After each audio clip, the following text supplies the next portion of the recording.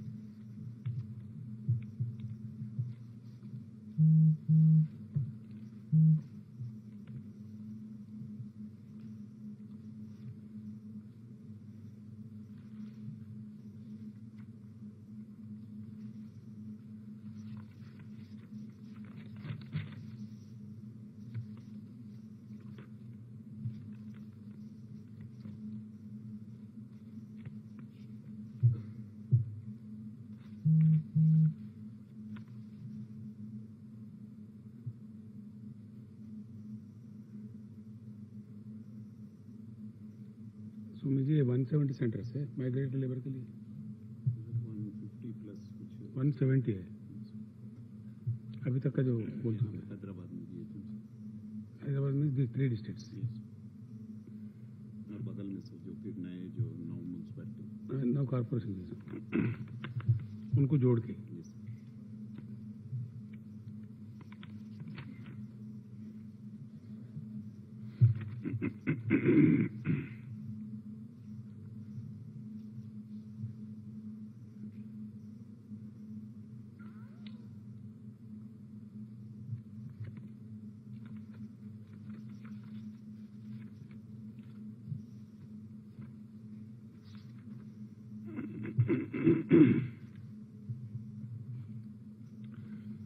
మనం 2 భాగాలుగా చెప్పుకుందాం. ఒకటేమో కరోనా, 2 వ్యవసాయ.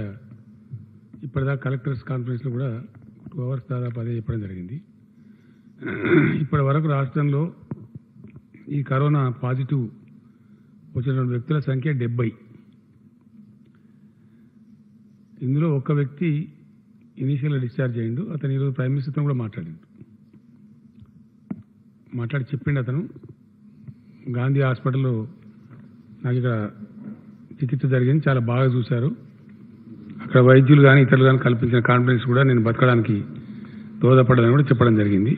సో ఆ తర్వాత ఇప్పుడు ఒక గుడ్ న్యూస్ ఏంటంటే ఈరోజు ఒక 11 మంది మన దగ్గర ఎవరైతే చికిత్సలో ఉన్నారో వాళ్ళకు నెగటివ్ వచ్చింది. నెగటివ్ అంటే వాళ్ళ బీమారి పోయింది. వాళ్ళకి ఇంతకుముందు కరోనా సోకి మన దగ్గర గాంధీ హాస్పిటల్లో చికిత్సలో ఉన్నారు. అందులో 11 మంది కోలుకున్నారు. వాళ్ళ ఫైనల్ రిపోర్ట్ కూడా వచ్చింది ఈరోజు. అంటే మొత్తం డేట్ దాటిన తర్వాత చెకప్ చేస్తారు. దాని ముందు డిశ్చార్జ్ చేయరు. మళ్ళీ ఒకసారి ఫార్మాలిటీస్ ఉన్నాయి, అదంతా చెక్ చేసిన తర్వాతనే అప్పుడు కూడా మళ్ళీ నెగిటివ్ వస్తే అప్పుడు పంపిస్తారు. ఆ విధంగా 11 మంది ఈరోజు డిశ్చార్జ్ అయిపోతూ ఉన్నారు. అప్పుడు మన దగ్గర మిగిలేది 58 కదా, 58 మంది మిగులుతూ ఉన్నారు ఏ చికిత్సలో హాస్పిటలైజ్ అయ్యి. ఇందులో రేపు కొందరు ఎల్లుండి కొందరు ఇట్లా పోయేట వాళ్ళు ఉన్నారు. పోయినా కొద్దీ మీకు వివరాలు తెలియజేస్తారు. డేట్ అయిపోతుంది. అయిపోయిన తర్వాత మనం ఏం చేయాలంటే ఒకటి పాజిటివ్ నెగిటివ్ టెస్ట్ చేయాలా, అంటే అతనికి ఉందా తగ్గిందా, శరీరంలో ఒంట్లో వైరస్ ఉందా లేదా అని. తర్వాత కూడా మళ్ళీ పంపించే ముందు ఒకసారి మళ్ళీ కంప్లీట్ చెస్ట్ ఎక్స్రే తీయాలా. దానికి కొన్ని ఫార్మాలిటీస్ ఉన్నాయి. ఏమాత్రం రిస్క్ తీసుకోవద్దు కాబట్టి, ఆ వ్యక్తిని బయటికి పంపించకూడదు కాబట్టి ఆ ఫార్మాలిటీస్ అన్నీ కంప్లీట్ చేసి మళ్ళీ ఫైనల్ చెకప్ చేస్తారు. అప్పుడు కూడా జబ్బు లేదు అని తేలితేనే మనం పంపిస్తాం, డిశ్చార్జ్ చేస్తాం, లేకపోతే చెయ్యం, ఆ రిస్క్ తీసుకోం. ఆ పద్ధతిలో 11 మెంబర్స్ మొత్తం ఆల్ చెక్ తర్వాత ఈరోజు డిశ్చార్జ్ అయిందమ్మా. శాంతిగా రేపు చేస్తారా, టుమారో వాళ్ళని రేపు డిశ్చార్జ్ చేస్తున్నారు. వాళ్ళ పని అయిపోయింది. మిగతా వాళ్ళు కూడా చాలా వరకు మన వాళ్ళంతా బాగానే ఉన్నారు. క్రిటికల్ కానీ ఇంకోటి కానీ లేరు. ఒకే ఒక వ్యక్తి, ఒక 76 సంవత్సరాల వయసున్న వ్యక్తి ఉన్నాడు. అతను చాలా వేరే జబ్బులు చాలా ఉన్నాయి, కిడ్నీ ప్రాబ్లమ్స్, ఈ ప్రాబ్లమ్స్ చాలా ఉన్నాయి. బట్ అతను కూడా ఈ కరోనా వైరస్ వచ్చింది. అతను కూడా అంత క్రిటికల్ లేడు, బాగానే ఉన్నాడు ఇప్పుడైతే. సో అతను ఒక్కని తప్ప మిగతా వాళ్ళంతా కూడా చక్కగా ఉన్నారు. మాకున్న దీన్ని బట్టి అయితే అందరికందరూ కూడా కోలుకొని శుభ్రంగా బయటకు పోయే పరిస్థితి ఉంది. దాని తర్వాత మొత్తం సర్వేలెన్స్లో మనం పెట్టుకున్నటువంటిది 25,937 మందిని పెట్టుకున్నాం కంప్లీట్గా. ఆ కట్ ఆఫ్ డేట్ ఏదైతే పెట్టుకున్నామో అప్పటి నుంచి ఇందులో చాలామంది వాళ్ళ టైం పూర్తవుతూ ఉంది. క్వారంటైన్లో ఉన్న వాళ్ళను 5,746 టీంలు నిరంతరం అబ్జర్వేషన్ చేస్తూ ఉన్నాయి. జిల్లా కలెక్టర్ల ఆధ్వర్యంలో, జిల్లా వైద్యాధికారుల ఆధ్వర్యంలో ఫోన్ ద్వారా కానీ పర్సనల్ పోవడం కానీ రకరకాలుగా చేస్తూ ఉన్నారు. అందులో సీరియస్ సిమ్టమ్స్ వస్తే మనకి ఇక్కడ రెఫర్ చేస్తారు, ఒక క్షణం కూడా ఆలస్యం చేయకుండా. రాకుంటేనేమో మామూలుగా వాళ్ళ టైం అయిపోయేదాకా ఉంచుకుంటారు. ఆ పద్ధతిలో 25,937 మంది మన పర్యవేక్షణలో ఉంది ఇప్పటిదాకా. అందులో రేపు 30th మార్చి నుంచి వరుసగా వాళ్ళ టైం అయిపోతూ ఉంది. దాని తర్వాత మనకు పర్యవేక్షణ అవసరం లేదు. ఇక సిమ్టమ్స్ కూడా రాలేదు, ప్రాబ్లం రాలేదు. ఆ 14 days పీరియడ్ కంప్లీట్ అవుతూ ఉంది. అది ఎట్లా ఉందంటే 7th ఏప్రిల్కి మనం 0 పోయే పరిస్థితి ఉంటుంది. 7వ ఏప్రిల్ వచ్చేటప్పటికి ఈ 25,937 మంది కూడా అయిపోతుంది అన్నమాట. అంటే 30 మార్చి నాడు 1,899 మంది పీరియడ్ కంప్లీట్ చేస్తాం, వాళ్ళు పంపించేస్తాం. వాళ్ళు దే విల్ బి ఫ్రీడ్ 1,899. 31st మార్చి నాడు 1440. 1st ఏప్రిల్ నాడు 1461. 2nd ఏప్రిల్ నాడు 1887. 3rd ఏప్రిల్ నాడు 1476. 4th ఏప్రిల్ నాడు 1453. 5th ఏప్రిల్ నాడు 914. అప్పుడు 1000 లోపలికి పోతా ఉంది. 6th April 454. 7th ఏప్రిల్కి 397. 7th April తర్వాత మన దగ్గర కరోనాకు సంబంధించిన వ్యక్తి ఉండడు. ఆ లోపల వీళ్ళు కూడా చాలామంది డిశ్చార్జ్ అవుతారు. మన హాస్పిటల్ ఉండే ట్రీట్మెంట్లో ఉన్న వాళ్ళు దాదాపు నేను అనుకుంటా 30-35 మంది పైనే, 10 మంది 12 మంది మన దగ్గర ఉంటారు తప్ప అంతా ఆల్మోస్ట్ డిశ్చార్జ్ అయిపోతారు. ఈ విధంగా ఉంటుంది. అంటే కొత్త కేసులు మనకు వచ్చి చేరకపోతే ఇది మన స్టేటస్. కొత్త కేసులు చేరే అవకాశం చాలా తక్కువ ఉంది మనకు. కారణం ఏంటంటే మొత్తం ఇంటర్నేషనల్ ఎయిర్పోర్ట్స్ బంద్ అయిపోయినాయి, ఫ్లైట్స్ బంద్ అయిపోయినాయి. కాబట్టి మనకు సమస్య లేదు. పోర్ట్స్ అని కూడా బంద్ అయినాయి. కాబట్టి అంతర్జాతీయంగా వ్యాధి వచ్చి మన మీద పడే ప్రమాదం లేదు. లోకల్గా ఈ వచ్చిన వాళ్ళు కనుక అంటిస్తే వాళ్ళకి అతింది అనే దాన్ని మనం సీరియస్ పట్టుకొచ్చాం చాలామందిని. ఆ కొత్తగూడెం కేసు కానీ, ఈ కరీంనగర్ కేసులు కానీ వాళ్ళని తెచ్చి వేరే హాస్పిటల్స్లో పెట్టినాం. కరీంనగర్ మమతా హాస్పిటల్లో, తర్వాత మన కరీంనగర్ 2 మెడికల్ కాలేజ్ హాస్పిటల్స్ ఉంటే అక్కడ ప్రైవేట్ మెడికల్ అక్కడ రకరకాల ప్లేస్లో పెట్టినాం. ఖమ్మంలో పెట్టినాం, మమతా మెడికల్ కాలేజీలో. ఈ విధంగా ఉన్నారు. సో వాళ్ళని కూడా సీరియస్ అబ్జర్వేషన్లో ఉన్నారు. ఇప్పుడు నేను చెప్పిన సంఖ్యలో వాళ్ళు కూడా ఉన్నారు. విదేశాల నుంచి కరోనా వైరస్ వ్యాధిని మోసుకొచ్చిన వాళ్ళు కానీ, లేదు విదేశాల నుంచి వచ్చి ఉన్నారు కాబట్టి అనుమానితులుగా ఉన్న వాళ్ళు కానీ, లేదా జబ్బు బారిన పడ్డవాళ్ళు కానీ, వీళ్ళందరూ కలిస్తేనే 25,932 మంది. కాబట్టి అన్ని ఇప్పుడు నేను చెప్పిన నంబర్లో ఇంక్లూడ్ అయితే ఈ విధంగా ఉంది. కొత్తవి రావద్దని మనం ఆశించుదాం, భగవంతుని ప్రార్థిద్దాం. రాకపోవాలి. ఏదన్నా సమస్య తీవ్రత తగ్గిపోయే ప్రమాదం, తగ్గిపోయేటువంటి ఆస్కారం ఉంటుంది. చాలా మంచిది. అన్నిటి మించి ఇప్పుడు పాటిస్తున్న లాక్డౌన్ ప్రజలకు నేను చేసే విజ్ఞప్తి ఏంటంటే, ప్రపంచవ్యాప్తంగా ఉన్నటువంటి ఈ మెడికల్ సైన్స్కి సంబంధించిన మేధావులు, నేను ఈరోజు కూడా కొన్ని ఇంటర్నేషనల్ మ్యాగజైన్స్ కొన్ని ఆర్టికల్స్ చదివాను. భారతదేశం వాళ్ళు కొంచెం తెలుగులో పనిచేసిండ్రు. ఎందుకంటే ఇది పేద దేశం, ఇప్పుడే అభివృద్ధి చెందుతున్న దేశం. ఉండవలసినంత స్ట్రాంగ్గా మెడికల్ ఇన్ఫ్రాస్ట్రక్చర్ లేదు. లేకపోయినప్పటికీ మరి ఇక్కడ ఉన్న ఆయుధం ఏంటంటే లాక్డౌన్ చేయటమే. గుంపులుగా చేరకుండా, వ్యాధి వ్యాప్తి చెందకుండా కాపాడుకోవడమే భారతదేశం చేతిలో ఉన్నటువంటి ఏకైక ఆయుధం. ఆ ఆయుధాన్ని కరెక్ట్గా వినియోగించారు భారతదేశం. కాబట్టి వాళ్ళు అవుట్ ఆఫ్ డేంజరే ఉన్నారు.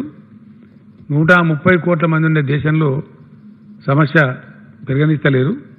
తెలుగులో పనిచేశానని చెప్పి అంతర్జాతీయ స్థాయిలో కూడా బాగానే మెచ్చుకుంటుంది. ఇంటర్నేషనల్ మెడికల్ జర్నల్స్ వీళ్ళంతా కూడా చెప్తున్నారు. సో వీటన్నిటి రీత్యా భగవంతుని దయ వల్ల బయట పడాలి. అయితే నేను మళ్ళా ఒక్కసారి ప్రజలకు రిక్వెస్ట్ చేసేది ఏంటంటే, దయచేసి ఈ గండం నుంచి పూర్తిగా బయటపడే వరకు మనకున్న ఒకే ఒక ఆయుధం మన దేశంలో మెడికల్ ఇన్ఫ్రాస్ట్రక్చర్ ఉండాల్సినంత లేదు, వ్యాధికి మందు లేదు. మన చేతుల్లో ఆయుధం ఒకటే ఏంటంటే గుంపులుగా గుమిగూడకపోవడమే. సెల్ఫ్ కంట్రోల్, యునైట్ కాకపోవడం, స్వీయ నియంత్రణ పాటించడం, లాక్డౌన్ను ఖచ్చితంగా పాటించడం, వైద్య అధికారులకు పోలీసు అధికారులకు పూర్తిగా సహకరించడం, ఇదే మన చేతుల్లో ఆయుధం. కాబట్టి దీన్ని ప్రయోగించడం ఇప్పుడు విజయవంతంగా ఉన్నాం. కాబట్టి దయచేసి ఎందుకంటే ఒక ఉదాహరణ ఉందండి. సౌత్ కొరియాలో ఒకే ఒక వ్యక్తి, అతను కావాలని చెప్పి చేయలే పాపం, ఆ జబ్బు సోకినట్టు అతనికి తెలియదు, ఇన్నోసెంట్, కరోనా వ్యాధిగ్రస్తుడు. ఆ ఒక్కని ద్వారా వాళ్ళు కరెక్ట్ లెక్క తీస్తే 59,000 మందికి వచ్చింది ఒక వ్యక్తి ధర. ఒక సూది మున మీద కొన్ని కోట్ల ఈ కరోనా వైరస్ క్రిములు ఉంటాయంట. అంత డేంజరస్ క్రిమ్ ఇది. అంత స్మాల్గా ఉంటుంది, అంత షార్ప్గా ఉంటుంది. కాబట్టి ఒక్క వ్యక్తి ద్వారా అంత సోకింది. It's very dangerous. అందువల్ల తగు జాగ్రత్తగా ఉండటమే తెలుగుగల పని. ఈ గండం కట్టేదాకా దయచేసి ప్రజలు బాగున్నామని అనుకోవద్దు. ఏ టైంలో ఏ విధమైన డెవలప్మెంట్ వస్తుందో మనకు తెలియదు. కాబట్టి చాలా చాలా తీవ్రమైనటువంటి క్రమశిక్షణ మనకు అవసరం. దాన్ని ఖచ్చితంగా పాటించాలని చెప్పి నేను రిక్వెస్ట్ చేస్తూ ఉన్నా. ఇప్పటిదాకా మంచి కోఆపరేట్ చేస్తున్నారు, బాగా జరుగుతుంది, మూమెంట్ కట్ అయింది. అన్ని రకాలుగా ప్రభుత్వం కూడా చర్యలు తీసుకుంటా ఉంది. కాబట్టి దాన్ని అట్లనే సీరియస్గా పాటించాలి. ఈ హోమ్ క్వారంటైన్లో ఉన్నటువంటి వాళ్ళను ఖచ్చితంగా రోజుకు 2 సార్లు పర్యవేక్షిస్తున్నారు. అది కంటిన్యూ చేసి స్ట్రిక్ట్గా కంటిన్యూ చేయమని చెప్పి ఇప్పటిదాకా కలెక్టర్లు కూడా చెప్పడం జరిగింది. దాన్ని ఇంకింత కూడా పెంచుతూ ఉన్నారు. ఆ ప్రకారంగా ముందుకు పోతాం. ప్రజలు కూడా అట్లనే కోఆపరేట్ చేస్తే తక్కువ నష్టంతో మనం బయటపడే ఆస్కారం ఉంటుంది. కాబట్టి మనకు మనం నష్టపెట్టుకోవద్దు. ఈ కర్ఫ్యూ ఉన్న రోజులు, ఈ లాక్డౌన్ ఉన్న రోజులు సెల్ఫ్ కంట్రోల్లో ఉండటం మంచిది. ఆ రకంగా ఉండాలని కోరుతా ఉన్నాం. రెండవ పాయింట్ వచ్చి, మనకు తెలంగాణలో ఇప్పుడు దాదాపు 50 లక్షల ఎకరాల పైచిలకు పంటలున్నాయి. అందులో ప్రధానమైనటువంటి 2 పంటలున్నాయి. ఒకటి సుమారు 40 లక్షల ఎకరాలలో వరి పంట ఇప్పుడు చేతికొస్తా ఉంది. దాని తర్వాత పెద్ద ఎత్తున మొక్కజొన్న పంట కూడా ఉంది. 14 lakh tons. ఎంత? 14,40,000, 50,000. ఫస్ట్ టైం ఎంత రావడం? State highest. రబీ అంటే సెకండ్ క్రాప్లో యాసంగి పంటలో మొక్కజొన్న 14.5 లక్షల టన్నులు వచ్చేటువంటి ఆస్కారం ఉంది అని మన దగ్గర అంచనాలని ఇంచుమించు కలెక్టర్ కూడా అదే చెప్తా ఉన్నారు. సో దాన్ని అంతా కూడా ప్రభుత్వమే కొనుగోలు చేయమని చెప్పినాం. ఒక గింజ కూడా రైతులు బయట అమ్ముకునే అవసరం లేదు. కంప్లీట్ కనీస మద్దతు ధర ఇచ్చి, వాస్తవానికి మొక్కజొన్నకు ధర లేదు ఇప్పుడు మార్కెట్లో, బయట అంతా చాలా లాస్ కమ్మాల్సి వస్తుంది. దాని దృష్ట్యానే ప్రభుత్వమే కొనుగోలు చేయాలని నిర్ణయించినాం. ఇప్పుడు 1200 కూడా అడగలేదు. కొన్ని చోట్ల తీసుకొని పోతే 800 ఇస్తామన్నారు. కొంచెం ప్రమాదకరంగా ఉంది పరిస్థితి. అట్లా కాదని చెప్పి కొంచెం నష్టం వచ్చినా సరే మొత్తం పంట మనమే తీసుకోవాలని ఇంతకుముందు నేను సంతకం కూడా పెట్టినాను. 3,200 కోట్ల పైచీలకు డబ్బులు మార్కెట్ గ్యారంటీ కూడా ఇచ్చినాం, గవర్నమెంట్ గ్యారంటీ ఇచ్చినాం. ప్రతి గింజ కూడా ప్రభుత్వమే కొంటుంది. కాకపోతే నియంత్రిత విధానంలో రైతులు మొక్కజొన్న కొనుగోలు కేంద్రాలకు సప్లై చేయాలి. ఆగమాగం కోతల కోసం మేము తెచ్చిన మన ఉరికొస్తే వాళ్ళు తీసుకోరు, వాపసు కూడా పంపిస్తారు. ట్రాన్స్పోర్ట్ ఖర్చులు మీద పడతాయి. మీకు కూపన్లు ఇస్తారు. ఆ కూపన్ మీద ఉండే డేట్ ఏదైతే ఉంటుందో ఆ డేట్ నాడే రావాలి. ముందు డేట్లో వస్తే కొనరు, వాపసు వెళ్ళగొడతారు. కారణం ఏంది? తెలంగాణలో ఈ వరి ధాన్యం కానీ మొక్కజొన్న కానీ కొనుగోలు మొత్తం ప్రతి గింజ ప్రభుత్వమే కొంటుంది. Every grain will be bought by the government. అది ఎన్ని లక్షల టన్నులు వచ్చినా మంచిది, 100% కొంటాం. వరి ఎంత వస్తుంది అనుకుంటామంటే 1,05,00,000 టన్నులు వచ్చేటువంటి ఆస్కారం ఉంది. తక్కువలో తక్కువ, ఇంకెక్కువ కావచ్చు కూడా. 1,05,00,000 ధాన్యంలో 1 కేజీ కూడా మిగిలకుండా ప్రభుత్వమే కొంటుంది. లేదు నో వరి. ఆన్లైన్లో మీ డబ్బులు వేస్తుంది, మీకు డబ్బులు వస్తాయి. ఇంకా తొందర ఏముంది మీకు? ఇక ప్రభుత్వమే మొత్తం ప్రతి కిలో కొంటా అన్న తర్వాత యాంగ్జైటీ అవసరం లేదు ఇక రైతులకు. పాటించవలసింది ఏంది? క్రమశిక్షణ, నియంత్రణ. ఎందుకు? మనల్ని మనం రక్షించుకోవడానికి. దానికోసం ఏం చేసినామంటే 100కు 100% మార్కెట్ యార్డ్ అని క్లోజ్ చేసి పడేసాం. No market yard will be open. అన్ని తాళాలు ఇస్తారు. మార్కెటింగ్ శాఖలో ఉన్న 850 మంది సిబ్బంది ఊళ్ళనే ఉంటారు తప్ప మార్కెట్ ఎవరు కూడా ఉండడు. ఏ ఒక్క వ్యక్తి కూడా పొరపాటున మార్కెట్కు ధాన్యం తేవద్దు. అది ఇక్కడ తీసుకుంటే వాళ్ళే ఉండరు, అసలు ఎవరు కూడా ఉండరు. అవి లాకేస్తున్నాం, క్లోజ్డ్. ఈసారి మొత్తం ధాన్యం గ్రామాలలోనే కొంటారు. ఎక్కడ కొంటారు? నియంత్రిత కొనుగోలు కేంద్రాలలో కొంటారు. అది కూపన్ వైజ్ కొంటారు. ఫర్ ఎగ్జాంపుల్ ఇప్పుడు నా పంట వచ్చింది, ఏప్రిల్ 8 నాడే వస్తున్నది, నాకు డేట్ ఏప్రిల్ 15 ఉంది, 15కే తీసుకుపోవాలి. నేను 8 నాడే కోసినా కాబట్టి తీసుకుపోతా అంటే నడవది, అక్కడ తీసుకోరు. కారణం మీ మార్కెట్ ఎందుకు బంద్ చేస్తున్నాం? మనం మార్కెట్లో మనకు షెల్టర్స్ ఉన్నాయి, వర్షం పడ్డా తడిచిపోకుండా ఉంటుంది, కొన్ని వసతులు ఉన్నాయి, అయినప్పటికీ క్లోజ్ చేస్తున్నాం. కారణం ఏంది? ఓన్లీ కారణం ఏంటంటే ఎక్కువ మంది గుమిగూడొద్దు ఒక ఆడ. అది కరోనా వ్యాధి ప్రబలే ఆస్కారం ఉంటుంది. ఇప్పుడు నేను సౌత్ కొరియా ఉదాహరణ చెప్పింది అందుకే.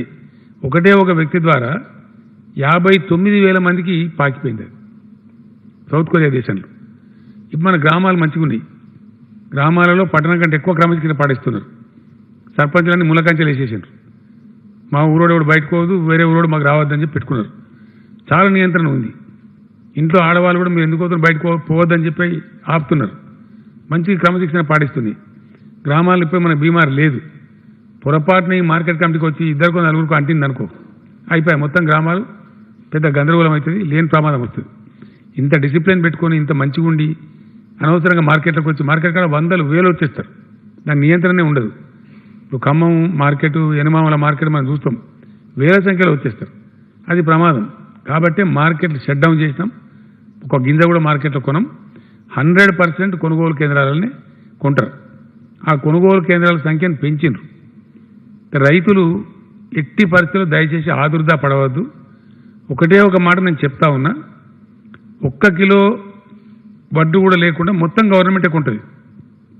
ప్రతి గింజ కొంటామని బట్టి డైలాగ్ కాదు, నేను రాష్ట్ర ముఖ్యమంత్రికి చెప్తా ఉన్నా. ఎవ్రీ కిలో రైతులు పండించినటువంటి ప్రతి కేజీ వడ్లు కానీ మక్కలు కానీ మొత్తం కొంటాం. ఇక మీకు భయం ఏముంది? ఇక మీకు ఎందుకు భయపడాలా, ఎందుకు ఆదుర్దా పడాలా? ఈ కొంటామంటే అందరిది ఒకరోజు కొనం. కూపన్లు ఇస్తారు, కూపన్ల ప్రకారం కొంటారు. ఎవరికి ఏ డేట్ కూపన్ ఇచ్చిండ్రో ఆ ప్రకారం రావాలి. నెక్స్ట్ 2-3-4 డేస్లో జిల్లా కలెక్టర్లు, జిల్లా వ్యవసాయ శాఖ అధికారులు, జిల్లా మార్కెటింగ్ అధికారులు అంతా కలిసి కోఆర్డినేషన్ కమిటీ డిసైడ్ చేసి, ఇప్పుడే మంత్రి గారు మాట్లాడితే డిసైడ్ చేసిండ్రు. ఆ ప్రకారంగా ఆ కూపన్ ఏ డేట్ నాకు వచ్చిందో నేను ఆ డేట్ నాడే పోవాలి. ఏ రైతైనా అంతేగా, దీనికి ఎవరు అతీతం కాదు. ఆ డిసిప్లిన్ పాటిస్తేనే మనం కరోనా జబ్బు గురి కాకుండా ఉంటాం. ఇది రైతుల శ్రేయస్ కోసం, మన గ్రామాల శ్రేయస్ కోసం, ప్రజల శ్రేయస్ కోసం పెట్టుకున్న నిబంధన. పోతే ఒకటే రోజు కొనాలి, అందరూ వచ్చి మీద పడాలి అంటే అసలు కొనరు. దాదాపు 15 రోజులు కొంటారు ధాన్యం. పంట వస్తుంది కూడా అట్నే వస్తుంది. ఏప్రిల్ మొదటి వారంలో ధాన్యం రావడం మొదలై మే 15 తారీఖు దాకా కూడా వస్తూ ఉంటుంది. ఆల్మోస్ట్ చిట్ట చివరి అయితే మే 20 తారీఖు దాకా పోతుంటుంది, ఫైనల్ లాస్ట్కి వచ్చేది. ఈ 1.5 మంత్ పీరియడ్లో అన్ని కూపన్లు ఇస్తారు. అంతా కూడా మీకు డబ్బులు వస్తాయి. మీరు వచ్చేటప్పుడు మీ పాస్బుక్ తేవాలి కొనుగోలు కేంద్రానికి. రెండవది మీ అకౌంట్ నెంబర్ తేవాలి. డబ్బులు ఆన్లైన్లో మీ బ్యాంకులో వచ్చి చేరిపోతాయి, మీకు ప్రాబ్లమే లేదు. తర్వాత దీనిలో ఒకటి ఇంపార్టెంట్ విషయం ఉంది. నేను ఇందాక చెప్పినట్టు మనది అభివృద్ధి చెందుతున్న దేశం. ఈ వరి మొట్టమొదటి కొయ్యాలి. ఎక్కడ కూడా వరి మనుషులు కోస్తలేరు, హార్వెస్టర్లే కోస్తున్నాయి. హార్వెస్టర్లు మన రాష్ట్రంలో ఒక 5,000 మొత్తం అటు ఇటుగా 5,000 ఉన్నాయి. పక్క రాష్ట్రాల వాళ్ళు తమిళనాడు నుంచి మెయిన్గా మనకు 500 నుంచి 1,500 దాకా వస్తూ ఉన్నాయి. అంటే ఇంచుమించుగా 6,500 హార్వెస్టర్లు కోత చేస్తూ ఉంటాయి. వీటికి మొట్టమొదటి వీటన్నిటి ఏంటి అంటే మన హార్వెస్టర్లు అన్నీ కూడా ట్రాక్టర్ మౌంటెడ్ హార్వెస్టర్స్. మనది కొంచెం పేద దేశం, డెడికేటెడ్ హార్వెస్టర్ లేవు. రైతులు ఏం చేస్తారంటే ఒకటే ట్రాక్టర్ను అనేక పనులకు వాడతాం మనం. ఆ ట్రాక్టర్ను మామూలు అప్పుడు దున్నకానికి వాడతాం, మరో దానికి వాడతాం. కోతలు వచ్చినప్పుడు ఈ మిషన్ ఎక్కిస్తాం, ఎక్కించి కోతలు కోస్తాం. కోతలు అయిపోయిన తర్వాత మళ్ళీ దింపేస్తాం. ఇప్పుడు అన్ని హార్వెస్టర్లు కూడా దించున్నాయి. వాటి అన్నిటిని ఇప్పుడు ఎక్కియాలంటే రైతులు ఎవరికి వాళ్ళు ఎక్కించుకోలేరు. గ్రామాలలో సాధ్యం కాదు. రైతులు కానీ హార్వెస్టర్లు కలిగి ఉన్న అన్ఎంప్లాయిడ్ యూత్ కానీ వాళ్ళు ఎక్కేయలేరు. ఈ ఈ ఎక్కించే వాళ్ళు ఎక్కడున్నారు? తెలంగాణ టౌన్స్లో ఉన్నారు. ఇప్పుడు సూర్యాపేటలో ఉండొచ్చు, నల్గొండలో ఉండొచ్చు, భువనగిరిలో ఉండొచ్చు, గద్వాల్ ఉండొచ్చు, వనపర్తి ఉండొచ్చు, మహబూబ్నగర్ ఉండొచ్చు, ఆదిలాబాద్ ఉండొచ్చు, ఖమ్మం ఉండొచ్చు. ఇట్లా రకరకాల సెంటర్స్లో కామారెడ్డి ఉండొచ్చు, నిజామాబాద్ ఉండొచ్చు, ఇట్లా ఉన్నాయి. జగిత్యాల ఉండొచ్చు, పెద్దపల్లిలో ఉండొచ్చు, ఇట్లా ఉంటాయి. వీళ్ళందరూ ఇప్పుడు పోయి ఎక్కియాలి. కాబట్టి పోలీసులకు చెప్పినాం, ఈ హార్వెస్టర్లు ఎక్కించి పనిచేసే వాళ్ళు ఎవరున్నారో ఒక పట్టణానికి ఒక 3-4 ముఠాలు టీమ్స్ ఉన్నాయి. ఇవి వీళ్ళు 6 చొప్పున 7 చొప్పున ఉంటారు ఒక టీం. వాళ్ళకు వ్యాన్ ఉంటుంది, దానిలో ఆ చైన్ స్పానర్స్ అవన్నీ ఉంటాయి, కొన్ని ప్రత్యేకమైన పనిముట్లు ఉంటాయి, దాంతో వాళ్ళు ఎక్కిస్తారనమాట. సో వాళ్ళ కోసం కలెక్టర్లకు చెప్పినాం, ఎస్పీలకు చెప్పినాం, వీళ్ళకి స్పెషల్ పాసులు ఇవ్వండి. రేపటి నుంచే ఈ టీంలు ఏ టౌన్లో ఎన్ని టీములను ఐడెంటిఫై చేసి వాళ్ళని గ్రామాలకు పంపిస్తామని చెప్పినాం. ట్రాక్టర్లు అన్నీ కూడా ఇప్పుడు మౌంట్ చేసుకోవాలి, హార్వెస్టర్లు సిద్ధం కావాలి ఫస్ట్ కోత పోయానంటే. ఆ టైంలో ఏమైందంటే ఖచ్చితంగా వాళ్ళకి 5% కావచ్చు, వాళ్ళకి 1% కావచ్చు, వాళ్ళకి 10% కావచ్చు, కొన్ని స్పేర్ పార్ట్స్ అవసరం పడతాయి వీటికి. మరి ఆయా టౌన్లలో ఆ షాపులు తెరిపించి వాళ్ళకి స్పేర్ పార్ట్స్ కూడా ఏర్పాటు చేయమని చెప్పినాం. ఒకవేళ ఆ టౌన్లో సరిపోని లేకపోతే హైదరాబాద్కు చీఫ్ సెక్రటరీ గారికి ఫోన్ చేసి ఇక్కడ హైదరాబాద్లో ఏ ఇండస్ట్రీ సప్లై చేసేవాడు ఎవడో, హోల్సేలర్ ఎవడో గుర్తించి వాళ్ళతో కూడా పంపించమని చెప్పినాం. కాబట్టి రాబోయే 4-5 రోజులలో 5-6 రోజులలో ఈ టీంలు ఏ టౌన్లో ఎన్ని ఉన్నాయో గుర్తించి వీటన్నిటిని కూడా గ్రామాలకు పంపించి ఈ ట్రాక్టర్ మౌంటెడ్ హార్వెస్టర్లన్నింటినీ సిద్ధం చేస్తారు. ఇది ఫస్ట్ ఫేజ్. సమాంతరంగా ఇదే 5-6 రోజులలో కూపన్లు పంపిణీ చేస్తారు. ఈ కూపన్లు పంపిణీ చేసే దానిలో అగ్రికల్చర్ ఎక్స్టెన్షన్ ఆఫీసర్స్, ఏఈఓస్ చాలా ప్రధాన పాత్ర వాళ్ళే పోషించాలి. ఎందుకంటే వాళ్ళకి ఇంపార్టెంటు పని, వాళ్ళకి తెలుసు ఏ రైతు ఎంత వేసిండో పంట, వాళ్ళ ఏరియాలో ఎంత పంట ఉందో వాళ్ళకి తెలుసు. కాబట్టి ఆ పంటకు ఎంత కూపన్లు ఇవ్వాలి, ఎన్ని రోజులు 1.5 మంత్లో వాళ్ళ ఏరియా ధాన్యం పోవాలి, అదే ప్రకారం కూపన్స్ ఇవ్వాలి. అట్లనే కూపన్స్ ఇస్తారు. ఈ 5-6 రోజులను కూపన్స్ కూడా డిస్ట్రిబ్యూషన్ జరుగుతుంది. ఇప్పుడు చాలా డీటెయిల్గా కలెక్టర్లకు, ఎస్పీలకు, డిస్ట్రిక్ట్ మార్కెటింగ్ ఆఫీసర్స్కు, డిస్ట్రిక్ట్ అగ్రికల్చర్ జేడీలకు అందరు కూడా నేను వీడియో కాన్ఫరెన్స్లో చెప్పడం జరిగింది. నేను వ్యవసాయ శాఖ మంత్రిగా కూర్చొని చెప్పడం జరిగింది. ఆ ప్రకారమే రంగం సిద్ధమవుతుంది. ఇప్పుడు జరగవలసింది ఏమిటి అంటే రైతులు పేషెంట్గా చాలా ఓపికగా ఖచ్చితంగా ఇది పాటించి దీని ప్రకారం తమ ధాన్యాన్ని ఈ ప్రభుత్వం ఏర్పాటు చేస్తున్న కొనుగోలు సెంటర్లకు అప్పగించాలి. డబ్బులు ఆన్లైన్లో వస్తాయి, మీరు మంచిగా హ్యాపీగా తీసుకోవాలి. ఇది వ్యాధి నుంచి కాపాడుకుంటూ మీ ధాన్యాన్ని నమ్ముకోవడం. ఇక రైతులు గుర్తించాల్సింది ఏంది, మనం ఒక యుద్ధ స్థితిలో ఉన్నాం. ఇది నార్మల్ కండిషన్ కాదు, ఒక సెపరేట్ సిచ్యువేషన్లో ఉన్నాం, ప్రత్యేక పరిస్థితిలో ఉన్నాం. ఈ ప్రత్యేక పరిస్థితిలో రాష్ట్ర ప్రభుత్వం చొరవ తీసుకొని ఇంత రిస్క్ తీసుకొని ఈరోజు మీకోసం ఏర్పాటు చేస్తూ ఉంది. కాబట్టి ఆ అవకాశం అందుకుపుచ్చుకోవాలి. మేము వచ్చి మీద పడతాము అంటే లాభం లేదు. పోలీసు వాళ్ళు కొడతారు తప్ప ధాన్యం కొనరు. పోలీసు వాళ్ళు ఏం చేయాలి మరిగా? ఇబ్బడి ముబ్బడిగా యునైట్ అయితే ఏం చేస్తారు? మిమ్మల్ని చెదరగొట్టాల్సి వస్తుంది, గుంపులు జమ కాకుండా చూడాల్సి వస్తుంది. అది పోలీసులకు ప్రభుత్వం ఇచ్చిన ఆదేశం, వాళ్ళ తప్పు కాదు. కాబట్టి అనవసరంగా బట్టి కొనుగోలు కేంద్రం మీద పడితే మాకేదో వస్తుంది, మాది అమ్ముకొని పోవచ్చు అనే భ్రమలో ఉండద్దు. ఖచ్చితంగా కూపన్ ప్రకారమే రావాలి. ఎందుకంటే దీనిలో ఇంకో ప్రాబ్లం ఉంది. ఈ ప్రాబ్లం అందరూ అర్థం చేసుకోవాలి. జనరల్గా ఏం జరుగుతుంది, మన రైస్ మిల్స్లో, తెలంగాణ రైస్ మిల్స్లో మొత్తం పనిచేసే వాళ్ళు ఇలా బీహార్ హమాలి వాళ్ళు పనిచేస్తున్నారు. మన రాష్ట్రం వాళ్ళు 5% కూడా లేరు, 95% బీహార్ వాళ్ళే. వాళ్ళ పద్ధతి ఏంటంటే వాళ్ళు హోలీ పండుగ అప్పుడు రాష్ట్రానికి పోతారు, కోతల ముందు మళ్ళీ వస్తారు. వాళ్ళు కొద్ది మందే మిగిలిపోయి ఉన్నారు. బీహార్ పోయిన వాళ్ళంతా ఇప్పుడు బీహార్లోనే ఉన్నారు. ఇది ఎట్లా ఉంటుందంటే ధాన్యం ప్రొక్యూర్ మనం చేయాలి, గవర్నమెంట్ పరంగా సివిల్ సప్లైస్ కార్పొరేషన్ ప్రొక్యూర్ చేస్తుంది. చేసి ఏం చేస్తుంది, ఆ మిల్స్కి పంపిస్తుంది, సిఎంఆర్కు కస్టమైజ్డ్ మిల్లింగ్కి పంపిస్తుంది. ఆ మిల్స్ నుంచి ఎఫ్సిఐ గోడౌన్కి పోవాలి. అంటే మిల్లుకు పోయిన బండి కాడ అన్లోడ్ కావాలి, మళ్ళీ ఎక్కాలి బియ్యం తయారైనాక. ఆ బియ్యం ఎఫ్సిఐ గోడౌన్కి పోవాలి. ఈ పని చేసేది వల్ల బీహారు అమాలీస్ వాళ్ళు ఇప్పుడు లేరు, వాళ్ళు రప్పిస్తూ ఉన్నాం. మన చీఫ్ సెక్రటరీ గారు బీహార్ చీఫ్ సెక్రటరీతో మాట్లాడుతున్నారు. మరి ప్రభుత్వంతో, కేంద్ర ప్రభుత్వంతో మాట్లాడతాం. అవసరమైతే 10 గంటల స్పెషల్ ట్రైన్స్ పెట్టేయడమా, ఏం చేయడం, వాళ్ళు రాకుండా పని జరగదు. ఎట్టి పరిస్థితులు రావాల్సిందే. ఉన్న వాళ్ళతో చేయడం టైం ఎక్కువ పడుతుంది. కాబట్టి ఈ సాధక బాధకాలన్నీ ఉన్నాయి. నేను ఇంత డీటెయిల్గా ఎందుకు చెప్తున్నా అంటే ఇవన్నీ ఇబ్బందులు ఉన్నాయి. మరి తక్కువ లేదు, చరిత్రలో ఎప్పుడు లేని విధంగా 40 లక్షల ఎకరాల్లో వరి పంట ఉంది తెలంగాణలో. మనం ఆన్గోయింగ్ ప్రాజెక్ట్ పూర్తి చేసుకున్నాం, కాళేశ్వరం కంప్లీట్ అయింది, ఫుల్గా వాటర్ వస్తుంది. కాబట్టి 40 లక్షల ఎకరాల్లో వరి పంట పండుతూ ఉంది. మరి ఎప్పుడు లేని విధంగా మక్క పంట వస్తూ ఉంది. రికార్డ్ బ్రేక్ 14.5 లక్షల టన్నులు ఎన్నో రాలే. మరి దాన్ని అంతా తీసుకొని సేఫ్గా జరగాలి, అందరి ధాన్యం అమ్ముడు పోవాలి, అందరికి చెక్కులు రావాలి అంటే అందరు సహకరిస్తేనే సాధ్యం అవుతుంది. ఏ కొందరో లేని ఆతృత పుట్టించి లేని రాజకీయాలు చేస్తే రాదు, రైతులు నష్టపోతారు అనవసరంగా. కాబట్టి ఒక క్రమ పద్ధతిలో, నిర్ణీత పద్ధతిలో ప్రభుత్వానికి అక్కడ అధికారులకు సహకరించాలి. సహకరించక చేసేది కూడా ఏం లేదు. ఇక్కడ సచ్చినా సరే కూపన్ ప్రకారం వస్తేనే తీసుకుంటారు తప్ప లేకపోతే తీసుకోరు. అక్కడ పైరేవులు ఉన్నాయి, దానికి ఎవ్వరు అతీతం కాదు. ఇది చాలా కఠినంగానే ఉండవలసి వస్తుంది అందరి యొక్క శ్రేయస్సు దృష్ట్యా. కాబట్టి చాలా కఠినంగా ఉంటారు. ఈ ధాన్యం కొనడానికి ఇలా ప్రభుత్వం దగ్గర డబ్బులు లేవు. వాస్తవానికి చాలా ఇబ్బందికరంగా ఉంది. రెవెన్యూ మొత్తం పడిపోయింది. అసలు గవర్నమెంట్ ఉద్యోగస్తులు జీతాలు ఇస్తామా, ఎంత ఇస్తామనే పద్ధతి ఉంది. ఇప్పుడు రిజర్వ్ చూసుకొని నడవాలా. ఈ పరిస్థితి ఎప్పటిదాకా పోతుందో ఏం పోతుందో మనం ఎంత మెయింటైన్ చేసుకోవాలి, ప్రజలను కాపాడుకోవాలి, అటు వైద్య సేవలు జరగాలి. మరి ఇవన్నీ జరగాలంటే చాలా నియంత్రణతో పోవాలి. ఎటుపడతాడు చేసేదానికి లేదు. కాబట్టి ఇంత కఠిన పరిస్థితులలో కూడా సివిల్ సప్లైస్ కార్పొరేషన్ 25,000 కోట్లు సమకూర్చినాం. ఈరోజు సంతకం పెట్టి నేను ఫైల్ మీద కేవలం వడ్లు కొనడానికి 25,000 never before in the history. United states of Andhra Pradesh ఉన్నప్పుడు కూడా లేదు, ఏ ప్రభుత్వం ఇయ్యలే. 23 జిల్లాల ఆంధ్రప్రదేశ్లో కూడా ఇంత డబ్బు ఎప్పుడు ఇయ్యలే. 25,000 కోట్లు సివిల్ సప్లైస్ కార్పొరేషన్ ప్రభుత్వం సమకూర్చింది. అట్లానే 3,200 కోట్లు మార్క్ఫెడ్ కూడా ప్రభుత్వం సమకూర్చింది.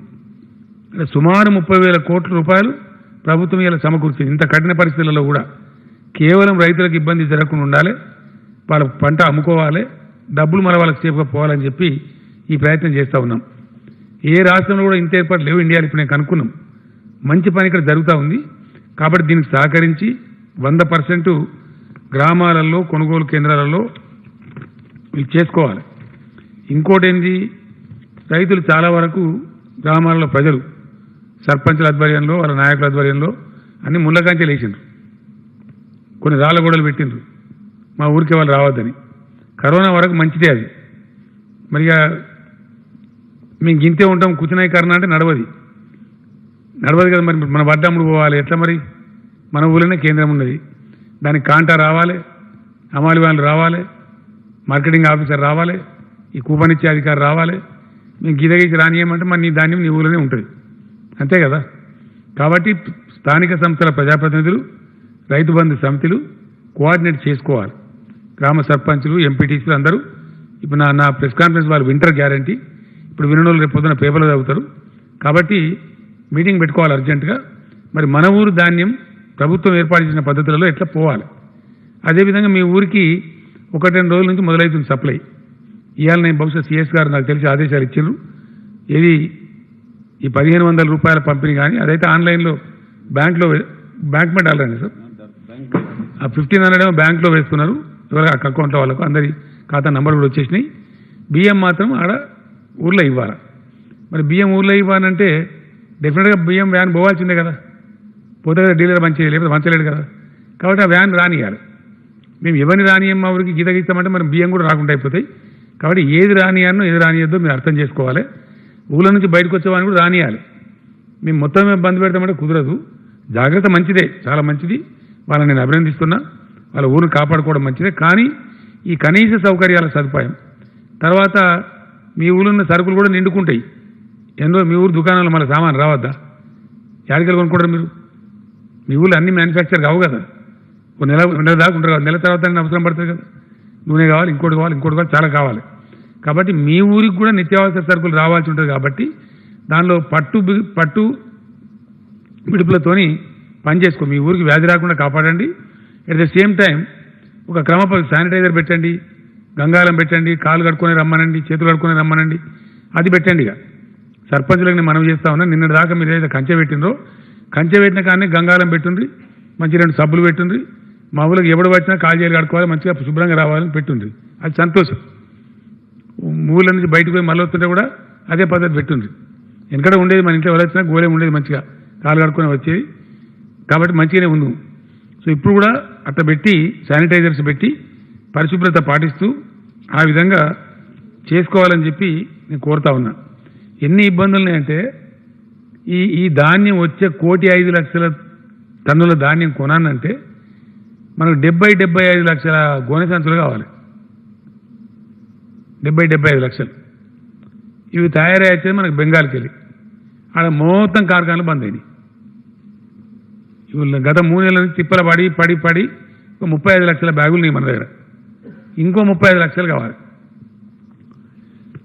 ఇప్పుడు నానా కష్టాలు పడి దేశం 4 మూలకలు తిప్పియాలి అంటే ఇన్ని కోఆర్డినేట్ కావాల్సి వస్తుంది. ఇవన్నీ ప్రభుత్వం చేస్తుంది, కష్టపడి తయారు చేస్తుంది, ఒక పూట వెనక ముందు చేస్తారు.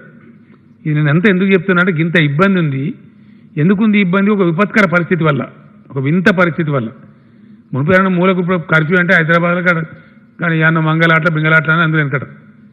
ఇప్పుడు హైదరాబాద్ కర్ఫ్యూ, రాష్ట్రం కర్ఫ్యూ, దేశం కర్ఫ్యూ, ప్రపంచం కర్ఫ్యూ. ఇది ఎప్పుడు నా భూతం నా భవిష్యత్తు ఇటువంటి సిచ్యువేషన్కి చూస్తామో చూడలేవు. భవిష్యత్తు సిచ్యువేషన్ రావద్దని మనం దేవుని కోరుకోవాలి. చాలా డేంజరస్ పొజిషన్, ప్రికేరియస్ సిచ్యువేషన్. కాబట్టి ఇటువంటి ప్రత్యేకమైన పరిస్థితులలో ఈ ఏర్పాటు ప్రభుత్వం చేస్తూ ఉంది. కాబట్టి మీరు ప్రభుత్వాన్ని అభినందించి, అధికారులకు సహకరించి, నాయకులకు సహకరించి మీ యొక్క ధాన్యం పద్ధతిలో కొనుక్కోవాలి. అక్కడ కూడా చాలా స్ట్రిక్ట్గా చెప్పినాం, కొనుగోలు కేంద్రాల దగ్గర కూడా జాతర పెట్టద్దు, ఖచ్చితంగా సున్నం డబ్బాలు వేయాలి, 3 ఫీట్ల దూరం పాటించాలి. ఎట్టి పరిస్థితులు కొనుగోలు కేంద్రాల దగ్గర కూడా మేము ఆగమాగం గత్తర చేస్తాం, మీద పడతామంటే నడవదు. అందరూ కూడా పోలీసు ఉంటున్నారు, చెప్పినాం, ఖచ్చితంగా నియంత్రణ పాటించాలి. ఎందుకు అంటే ఈ జబ్బు ఇతరులకు సోకద్దు, దెబ్బని ఒక్కడ వెళ్ళినా కూడా మనకు మొత్తం కథ అవుతుంది కాబట్టి, లేని ప్రాబ్లం వస్తుంది కాబట్టి ఆ ప్రాబ్లం రావద్దనేదే మన ఉద్దేశం. దానికోసం ఇవన్నీ కూడా పాటించాలి.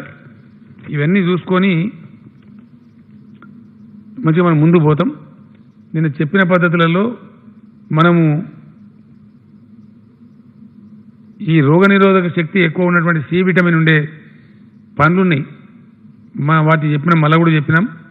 అన్ని మున్సిపాలిటీలలో వాళ్ళు ఎవరు మన ఏంటి రైతు బజార్, ఈ కూరగాయలు అమ్మే మార్కెట్ ఏవైతే ఉంటాయో అక్కడ పంపమన్నాం. వాటి స్పెషల్ పాసులు ఇచ్చి ఆ నల్గొండ జిల్లా కలెక్టర్కు, వనపర్తి కలెక్టర్కు, ఎక్కడెక్కడైతే పండుతున్నాయి, ఒక 4-5 జిల్లాలు పండుతున్నాయి. ఈ నిమ్మ పండ్లు కానీ, బత్తాయి పండ్లు, మన సంతరా పండ్లు, ఇవన్నీ కూడా అందరికీ అందాలి. మన రాష్ట్రంలో వేరే రాష్ట్రాలకు పంపకుండా అందాలని చెప్పినాం. తర్వాత జిల్లా పోలీస్ అధికారులకు, జిల్లా కలెక్టర్లకు ఇంకోటి కూడా చెప్పినాం, మనకు వచ్చే ఎసెన్షియల్ గూడ్స్ ఇతర రాష్ట్రాల నుంచి వాటిని అనుమతించాలి. అట్లా మన రాష్ట్రం నుంచి బయటకు పోయే వాటిని కూడా అనుమతించాలి. ఇంక మనకు కూడా పూట గడవాలి కదా, మరి అనేక వస్తువులు రాకపోతే గడవదు, కష్టమవుతుంది. కాబట్టి నియంత్రిత పద్ధతిలో క్రమశిక్షణతో ఎక్కువ తక్కువ మంది లేకుండా ఈవెన్ ఖాళీ బండ్లను కూడా అనుమతించాలి. వచ్చి అన్లోడ్ చేసిపోతే బండి కాలిపోతుంది, దాన్ని అనుమతించాలి. ఇట్లా మన దగ్గర నుంచి ఇప్పుడు పోల్ట్రీ మళ్ళీ పికప్ అవుతూ ఉంది. చికెన్ పోతుంది మన దగ్గర నుంచి, అవేంటి మన ఎగ్స్, గుడ్లు కూడా పోతాయి, బయట రాష్ట్రాలకు పోతాయి, వాటిని అనుమతించాలి. అట్నే బయట రాష్ట్రాల నుంచి మనకు వచ్చే వాటిని అనుమతించాలి. కాబట్టి అందరూ కూడా దయచేసి ఈ పండ్లు తమ తమ పట్టణాలకు తెప్పించుకోవాలి. మామిడి కానీ, నిమ్మ కానీ, సంత్రా కానీ, దానిమ్మ కానీ, బత్తాయి కానీ, ఇది చాలా రిచ్, వీటి రోగనిరోధక శక్తి ఉంటుంది. మన రాష్ట్రంలో పండేదే తక్కువ, పండేకాడికి మనమే తిందాం, అంత రాష్ట్రం అంతా కూడా వాడుకుంటే చాలా మంచిది. ఆ విధంగా ఈ పండ్లు తెచ్చే వాహనాలకు అనుమతులు ఇవ్వాలి. హార్టికల్చర్ డిపార్ట్మెంట్ వాళ్ళు చాలా ఖచ్చితంగా ఒక స్పెషల్ పోస్టర్ లాగా వాళ్ళకు పాస్ లాగా తయారు చేసి జిల్లా కలెక్టర్లతో, ఎస్పీలతో పాస్ ఇప్పించి వాళ్ళు పంపిస్తూ ఉన్నారు. కాబట్టి వాళ్ళు పోవాలి. తర్వాత ఎట్టి పరిస్థితి దీనికోసం ఒక 500 సెంటర్లు ఏర్పాటు చేయమన్నాం. హైదరాబాద్లో కూడా తక్కువ ప్రైస్లు అమ్ముతున్నారు. మార్కెటింగ్ డైరెక్టర్ గారు ఉండి ఇప్పటిదాకా వారికి చెప్పినాం, పెంచమన్నాం. ఆల్ గేటెడ్ కమ్యూనిటీసు, కాలనీసు 500 సెంటర్స్లో హైదరాబాద్లో ఈ ఫ్రూట్స్ అవైలబుల్ చేయమని. ఇవి చీప్గా ఉంటాయి, పేదవాళ్ళు కూడా కొనుక్కోగలుగుతారు. ఈ సంతరా పండు, బత్తాయి పండు అంత కాస్ట్లీ కాదు, కానీ మనకు బాగా ఉపయోగపడుతుందని వైద్యులు చెప్తున్నారు. అందువల్ల వాటి కోసం విస్తృత ఏర్పాటు కూడా చేస్తూ ఉన్నారు. ఈ రోడ్లు పూర్తిగా మేము మూసేస్తాం మా ఊళ్ళో కానీ అనొద్దు. ఇక్కడ సప్లై చైన్ అనేది తెగిపోవద్దు. మన ఇళ్లలో సరుకులు నిండుకోవద్దు, అట్లనే కిరాణా షాపులలో కూడా సరుకులు నిండుకోవద్దు, అది మంచిది కాదు. కాబట్టి ఆ విధంగా ఈ పనులు, ఇప్పుడు సపోజ్ మీ ఊరి పంట కోయాలి, మీ ఊళ్ళో సరిపోయిన హార్వెస్టర్లు ఉంటాయా? ఉండవు కదా, మరి వేరే ఊరి నుంచి రావాల్సిందే కదా. కాబట్టి హార్వెస్టర్ని రానియాలి. మేము దేన్ని రానియం అంటే కుదరదు. ఆ విధంగా ఈ కూలీ వాళ్ళని వీళ్ళందరూ కూడా రానియాలా. అది కూడా ఒక పద్ధతి ప్రకారం జరగాలి. జరిగితే మనం బ్రహ్మాండంగా చేసుకోగలుగుతాం, ముందుకు పోగలుగుతాం. అట్లనే రైస్ మిల్లర్స్ కొంటాము ఊళ్ళోకి వస్తే వాళ్ళని కూడా రానియాలి. ఎంత మేరకు వాళ్ళు కొనుక్కుంటారో కొనియండి. వ్యాపారస్తులు కానీ రైస్ మిల్లర్స్ కానీ ఒకవేళ మేము కొనుక్కుంటాం మా బిజినెస్ పోకుండా అంటే కొనుక్కొనియండి, వాళ్ళకు కూడా అమ్మే వాళ్ళు అమ్మండి, దానికి అభ్యంతరం లేదు. కాకపోతే ఒక కండిషన్ ఏంటంటే వాళ్ళు ఖచ్చితంగా కనీస మద్దతు ధర పే చేయాలి. ఎట్టి పరిస్థితులు మినిమం సపోర్ట్ ప్రైస్ పే చేస్తేనే వాళ్ళకి అమ్మాలి, లేకపోతే అమ్మే అవసరం లేదు. దీని మీద రేపు నేను రైస్ మిల్లర్లతో కూడా రేపు పొద్దున సమావేశం పెట్టాం 11:30కి. ఈ రైస్ మిల్లర్స్ అసోసియేషన్ ఏదైతే రాష్ట్ర అసోసియేషన్ ఉందో ఒక 6 మెంబర్స్ దానిలో ముఖ్యులతోని రేపు 11:30కి రమ్మని చెప్పినాం. చెప్పింది వాళ్ళకి వస్తుందా? రేపు 11:30కి మాట్లాడి వాళ్ళకు కూడా విధి విధానాలను చెప్తాం. ఆ విధంగా వాళ్ళు కొంటామంటే కూడా మనకు ఇబ్బంది లేదు, వాళ్ళు కూడా అమ్ముకోవచ్చు. ఈ విధంగా మనం ముందుకు పోతే అన్ని రకాలుగా మనం చేసుకోగలుగుతాం. చాలా ఇంపార్టెంట్ విషయం ఏంటంటే ఈ కోఆర్డినేషన్ కమిటీలు వేసుకోమని చెప్పినాం. జిల్లా కలెక్టర్ అధ్యక్షుడిగా జిల్లా వ్యవసాయ అధికారి, అగ్రికల్చర్ ఆఫీసర్, జిల్లా మార్కెటింగ్ అధికారి, జిల్లా సివిల్ సప్లైస్ అధికారి ఖచ్చితంగా వీళ్ళు జిల్లా స్థాయిలో కమిటీ వేసుకొని మానిటర్ చేయాలి. గ్రామంలో అయినప్పుడు ఏఈఓ అగ్రికల్చర్ ఎక్స్టెన్షన్ ఆఫీసర్, తర్వాత ఈయన మండల రైతు అధికారి, ఆయన అగ్రికల్చర్ ఆఫీసర్ ఏఓ అంటారు అతన్ని, ఎంఏఓ మండల అగ్రికల్చర్ ఆఫీసర్, ఆయన అధ్యక్షతన ప్రతి గ్రామానికి ఏఈఓ అగ్రికల్చర్ ఎక్స్టెన్షన్ ఆఫీసర్, అట్లనే రైతు బంధు సమితి, అట్లనే గ్రామ పంచాయతీ, ఇతర ప్రజాప్రతినిధులు ఆ ఊళ్ళో ఉంటే వీళ్ళతో కమిటీ చేసుకొని కంప్లీట్గా చేసుకోవాలి. తర్వాత బయటి రాష్ట్రాల వాళ్ళు మన రాష్ట్రంలో పనిచేసే వివిధ రకాల కూలీలు ఎవరైతే ఉన్నారో అనేక రకాల్లో ఉన్నారు. నేను చీఫ్ సెక్రటరీ గారు ఆదేశం ఇచ్చి చాలా ర్యాపిడ్ సర్వే చేస్తే వాళ్ళ గురించి రిపోర్ట్ వచ్చింది. దాదాపు 12,436 టీములు మన రాష్ట్రంలో ఉన్నట్టుగా తేలింది. అందులో ఉన్న వాళ్ళ సంఖ్య 3,35,000 మంది ఉన్నారు. మొత్తం 12,436 టీములు పనిచేస్తూ ఉన్నాయి. అందులో జార్ఖండ్ వాళ్ళు ఉన్నారు, ఒరిస్సా వాళ్ళు ఉన్నారు, బీహార్ వాళ్ళు ఉన్నారు, కొంత తమిళనాడు వాళ్ళు ఉన్నారు, రకరకాలుగా ఉన్నారు. వాళ్ళు రకరకాల పనులు చేస్తారు. ఇటుక బట్టలలో పనిచేసే వాళ్ళు ఉన్నారు పాపం, ఆ తర్వాత రకరకాలుగా పనిచేసే వాళ్ళు ఉన్నారు, హోటల్స్లో పనిచేసే వాళ్ళు ఉన్నారు, వీళ్ళంతా కూడా ఉన్నారు. ఎక్కువ శాతం మంది 3 జిల్లాల్లో ఉన్నారు, రంగారెడ్డి, మేడ్చల్, హైదరాబాద్. అట్లానే పెద్దపల్లి జిల్లా, ఖమ్మం జిల్లాలో గ్రానైట్ ఇండస్ట్రీలో ఉన్నారు. అట్లానే మన రామగుండంలో ఎన్టీపీసీలో కానీ సింగరేణి అనుబంధ సంస్థలు కానీ ఎక్కువ సంఖ్యలో ఉన్నారు. వీళ్ళందరినీ తీసుకోమని చెప్పినాం, తీసుకున్నారు ఆల్రెడీ కలెక్టర్స్. వీళ్ళందరికీ కూడా ఖచ్చితంగా per head 12 kg rice supply చేస్తూ ఉన్నాం. ఈచ్ పర్సన్కి రేషన్ కార్డు లేకపోయినా 500 రూపీస్ ఇస్తూ ఉన్నాం. జిల్లా కలెక్టర్లకు, ఎస్పీలకు అందరికీ కూడా చెప్పినాం, ఎట్టి పరిస్థితులలో వీళ్ళు ఆకలితోని అలమటించద్దు. ఒక్క వ్యక్తి కూడా మన రాష్ట్రంలో ఉపవాసం ఉండడానికి వీల్లేదు. ఖచ్చితంగా వాళ్ళకు ఏర్పాటు చేయమని చెప్పినాం, ఖర్చుకు వెనకాడద్దని చెప్పినాం.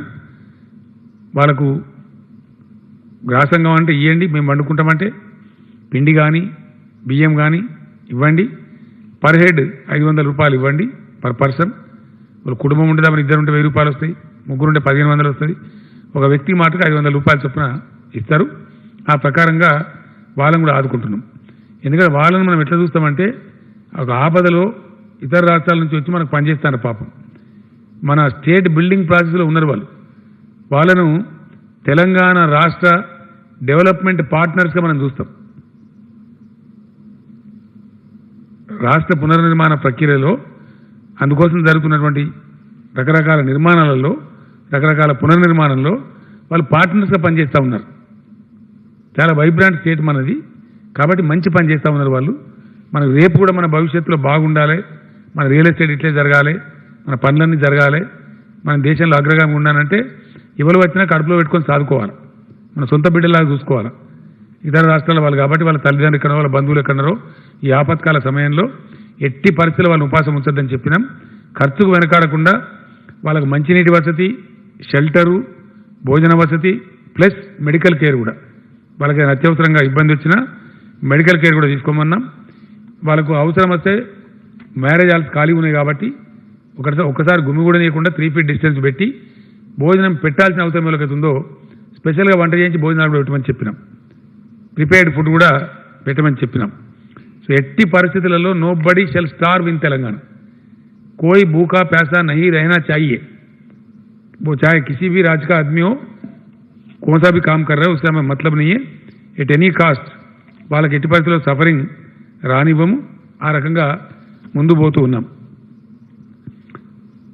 ఫైనల్లీ ఈ కరోనా వైరస్ ఎక్కడ ఎండపోతుందో మనకు తెలియదు ఎంత దూరం యుద్ధం ఉంటుందో కూడా మనకు తెలియదు ఎప్పుడు విస్ఫోటనలాగా విజృంభిస్తుందో కూడా అంతు చిక్కకుండా ఉన్నది కాబట్టి చాలా ప్రిపేర్డ్గా ఉండాలి చాలా గట్టిగా ఉండాలి మనం దానికోసం ఏంటంటే ఈరోజు ఒక యాడ్ కూడా ఇచ్చారు సిఎస్ గారు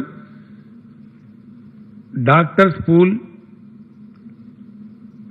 common doctors pool nurses pool lab technicians pool ఇతర పెరిఫెరల్ వైద్య సిబ్బంది యొక్క పూల్ ఇది రెడీగా ఉంచుకోవాలి 100 మంది డాక్టర్లు అవసరం అనుకుంటే 30% ఎక్కువ తీసుకోవాలి 130 మందిని ఉంచుకోవాలి అట్లనే పారామెడికల్ సిబ్బంది కూడా మనకు 100 మంది అవసరపడతారు అనుకుంటే 130 మంది పెట్టుకోవాలి దీనికోసం అందరినీ రిక్రూట్ చేయలేం కానీ ఒక పూల్ తయారు చేసి పెడతాం వాళ్ళ సేవలు వినియోగించుకున్నప్పుడు వాళ్ళకి డబ్బులు పేమెంట్ చేస్తాం ఆ రకంగా అడ్వర్టైజ్మెంట్ ఇచ్చారు డాక్టర్స్ కోసం ఇచ్చారు నర్సెస్ కోసం ఇచ్చారు టెక్నీషియన్స్ కోసం ఇచ్చినారు ఇందులో 60 ఇయర్స్ బిలో ఉండే వాళ్ళు అందరూ కూడా అర్హులే ఆ టెక్నికల్ క్వాలిఫికేషన్ ఉన్న వాళ్ళు రిటైర్డ్ పర్సన్స్ కూడా తీసుకుంటాం పీజీ విద్యార్థులు కూడా అవసరం అనుకుంటే వాడుకుంటాం ఫ్రెష్గా మెడికల్ గ్రాడ్యుయేట్స్ ఉంటే వాళ్ళని కూడా తీసుకుంటాం ఆ పద్ధతిలో ఈ పూల్ మనకు ఉందంటే సిచ్యువేషన్ ఎంతకు పోయినా సరే మనం ఎదుర్కోగలిగే సత్తా మనకు ఉంటుంది కాబట్టి ఆ రకంగా దీనిలో ఆసక్తి ఉన్న వాళ్ళందరూ కూడా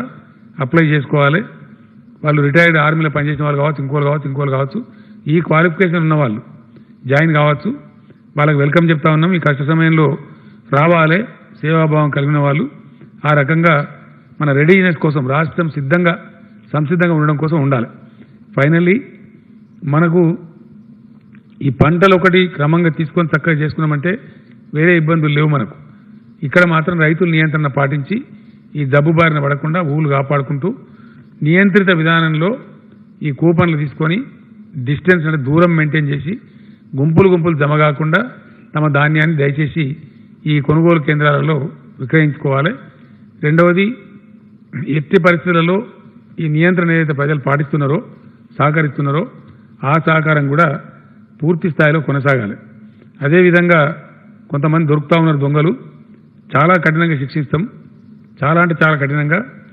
దుర్మార్గమైన ప్రచారాలు చేసేవాళ్ళు వాళ్ళు సోషల్ మీడియా కావచ్చు మరో మీడియా కావచ్చు చాలా భయంకరమైన శిక్షలు ఉంటాయి ఎట్లా ఉంటాయి శిక్షలు నేను చూపిస్తా ఎట్లా ఉంటాయి అనేది మేము చాలా గొప్పవాళ్ళం మమ్మల్ని వాళ్ళు పట్టుకోలేని కొంతమంది అనుకుంటున్నారు మూర్ఖులు కానీ వాళ్ళు ఎంత చేస్తారో అంతకు 100 రెట్లు పనిష్మెంట్ అనుభవిస్తారు అది మానుకోమని చెప్తా ఉన్నాను నేను ఇటువంటి విపత్కర టైంలో దేశం ప్రపంచమే అలకలమైన టైంలో ఎందుకు దిక్కుమాలిన చిల్లర ప్రచారాలు చేయాలా ఏం ఆశించి చేస్తూ ఉన్నారు ఎవరు చేసుకోరు చేస్తూ ఉన్నారు అట్లా చేసే వాళ్ళకి అందరికన్నా ముందు కరోనా సోకుతుంది సోకాల కూడా దుర్మార్గులకు అది నీకు ఎవరికి అతీతం అది ఆ విస్ఫోటనం నీకు అతీతం కాదు నువ్వు మనిషివే కదా ఎవరు మానవాతీతం కాదు కదా ఎందుకు ప్రజల మనోభావాలతో ఆడుకోవడం ఎందుకు పాపం పీస్ఫుల్గా ఉండే ప్రజలను మానసికంగా హింసించడం అది మంచిది కాదు కాబట్టి హెల్త్ డిపార్ట్మెంట్ మంత్రి గారు రోజు 3-4 టైమ్స్ రివ్యూ చేస్తూ ఉన్నారు కొన్ని పరిస్థితులలో ఆయన రిస్క్ తీసుకొని కూడా హాస్పిటల్ సందర్శిస్తూ ఉన్నారు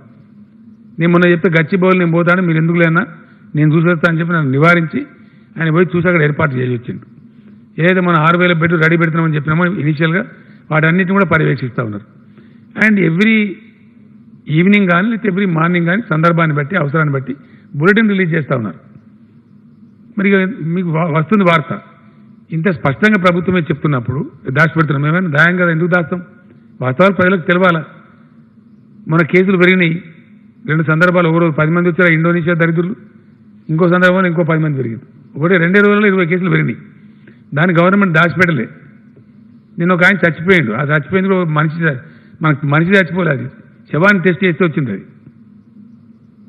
చచ్చిపోయిన టెస్ట్ చేస్తే వాడు దాంతో అది ఏంది మనకు ఈ కరోనాతో చచ్చిపోయిన వచ్చింది యాక్చువల్గా మనకు జబ్బు ఉండి మన కంట్రోల్లో ఉండి చచ్చిపోలేనా చచ్చిపోయిన వ్యక్తిని అడిగే జనం గడబడి చేస్తే పోలీసులు చెప్పి ఏదో పోస్ట్ మార్టం చేసి పంపిణీ అప్పుడు తేలింది ఈయన చచ్చింది కరోనాతో యాక్చువల్ మన కంట్రోల్లో చచ్చిపోలేతాను అయినా కూడా నిన్న ప్రభుత్వం దాన్ని ఆపలే మేము చెప్పిన లెక్కలు ఆయన కూడా ఉన్నాడు వాట్ ఎవర్ ఇట్ ఈస్ వచ్చింది కాబట్టి ఆ జబ్బు ఉందని తేలింది కాబట్టి చెప్పినాం మేము కాబట్టి ప్రభుత్వమే చెప్తున్నప్పుడు మినిస్టరే సొంతంగా బాధ్యత గల వ్యక్తి ప్రభుత్వంలో ఆయనే బులెటిన్ విడుదల చేస్తున్నప్పుడు దానికి కాదని వేరే ప్రచారం ఎట్లా చేస్తారండి?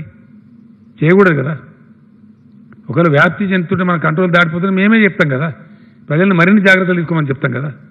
దీనికి ఎవ్వరు అతీతం లేదండి. నేను బ్రిటిష్ ప్రైమ్ మినిస్టర్కి వచ్చింది, అంతకుముందు కెనడా ప్రైమ్ మినిస్టర్ భార్యకు వచ్చింది, అంతకుముందు ఇంకో దేశంలో ఇంకో ప్రధానమంత్రికి వచ్చింది, స్పెయిన్లో.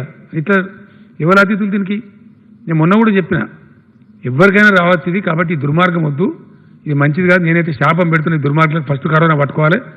పట్టుకుంటేనే తెలుస్తుంది ఆ ట్రౌమా ఏందో, ఆ బాధ ఏందో. ఎందుకు చేయాలి ఇది ఈ విధంగా?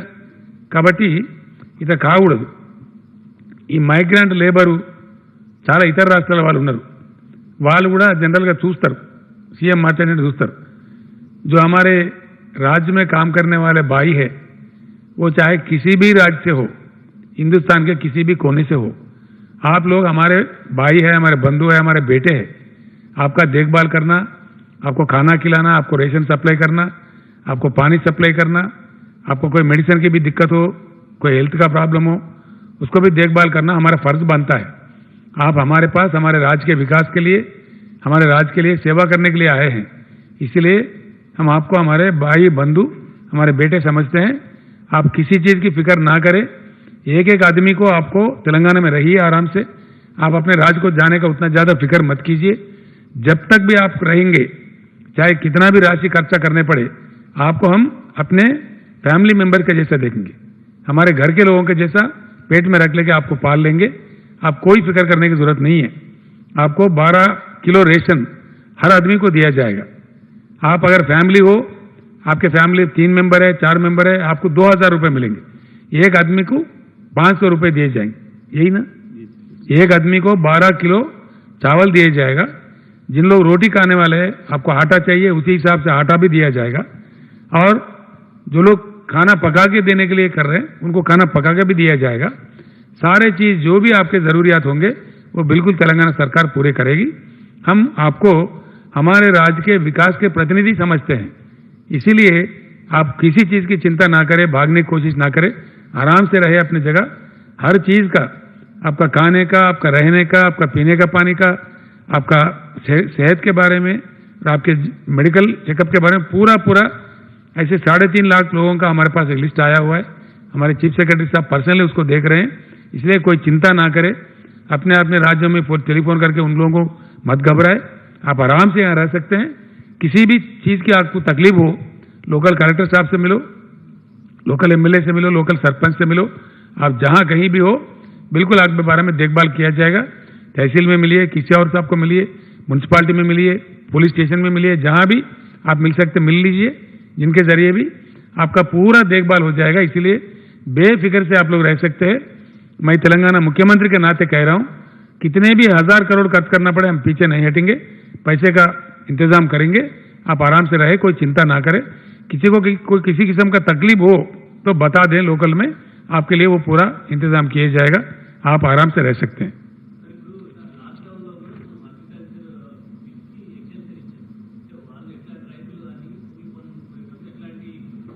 आज అగ్రికల్చర్ ఫీల్డ్ మీద వర్క్స్ కి ఆడ జాగ్రత్తలు ఉన్నాయమ్మా.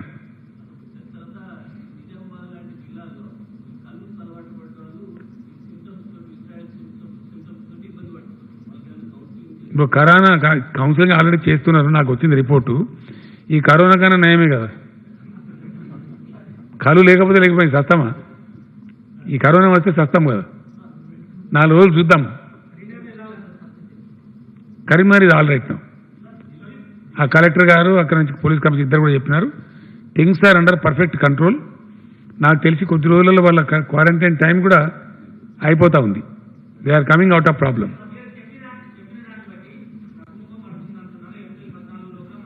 తగ్గుముఖం అని నేను చెప్పలే, అది అయిపోతుంది మనకు, ఆ పీరియడ్లు అయిపోతున్నాయి. కొత్తది రాకుండా ఉంటే సేఫ్.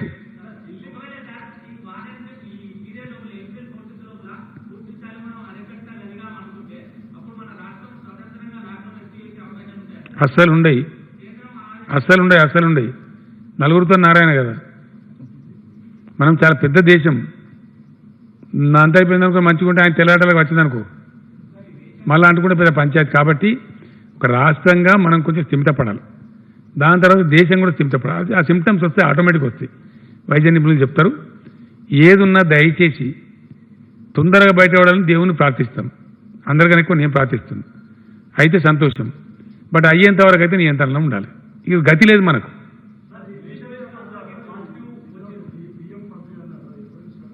రేపేళ్ళు నుండి స్టార్ట్ అవుతుంది.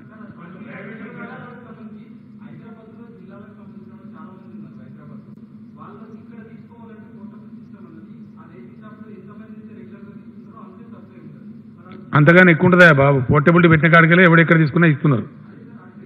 లేదు నీకు తెలియలే, నీకు అర్థం కాలేదు. చెప్పాడు దేశాన్ని పోర్టబిలిటీ అంటేనే ఎవడైనా ఎక్కడైనా తీసుకోవచ్చాను కదా. ఇంతమంది లేదా బాబు? పోర్టబిలిటీ ఉన్నప్పుడు పెట్టినప్పుడే అది తీసేసింది. అది ఓల్డ్ ఇష్యూ. నీకు క్వశ్చన్ అడగడాలి నీ పాడు. ఏందండి అర్థం కాలే ప్లీజ్.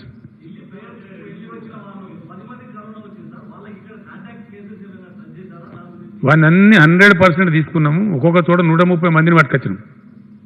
ఓ కొత్తగూడెం అంతా 200 మందిని పట్టుకున్నారు. ఆల్మోస్ట్ కొత్తగూడెం హాస్పిటల్లో ఉన్నారు. ఆ దరిద్రుడు ఆంధ్ర కూడా వేయించండు పెళ్లిలకు. వాళ్ళకు కూడా ఇచ్చాం, ఆ గవర్నమెంట్ కూడా.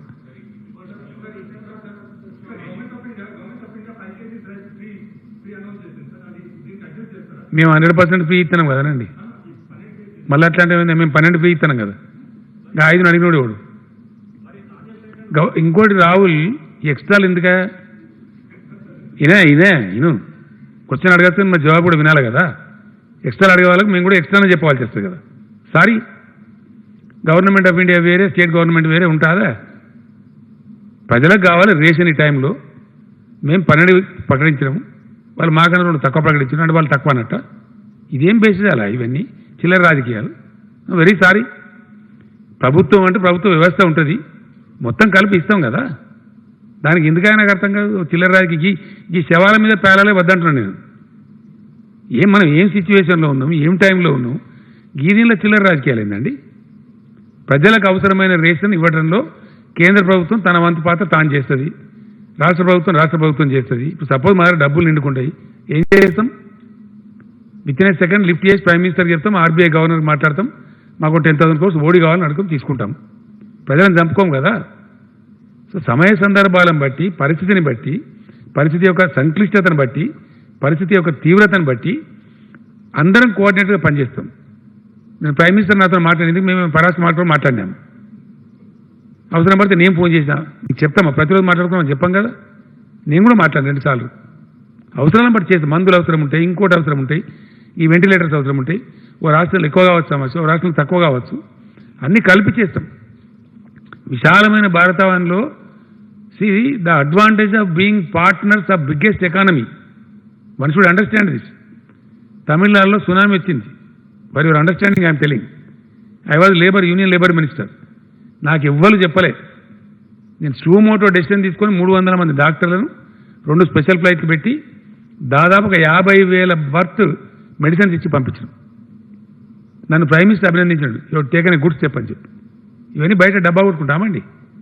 ఒక విపత్తు వస్తే దేశంలో యావత్తు దేశం ఒకటే కొట్లాడతాం. సమస్య తీవ్రత ఒక కాబట్టి అటు చేస్తాం.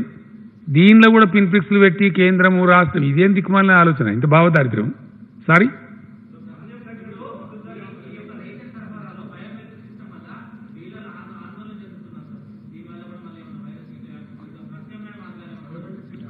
అది బయోమెట్రిక్లో హేరాపేరు కాకుండా దొంగతనం చేయకుండా పెట్టాం.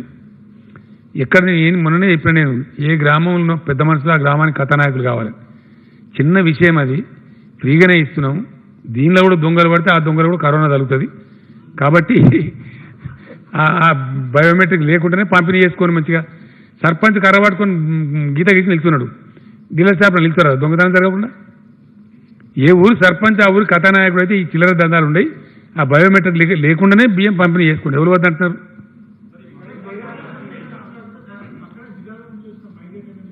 ఎవరండి?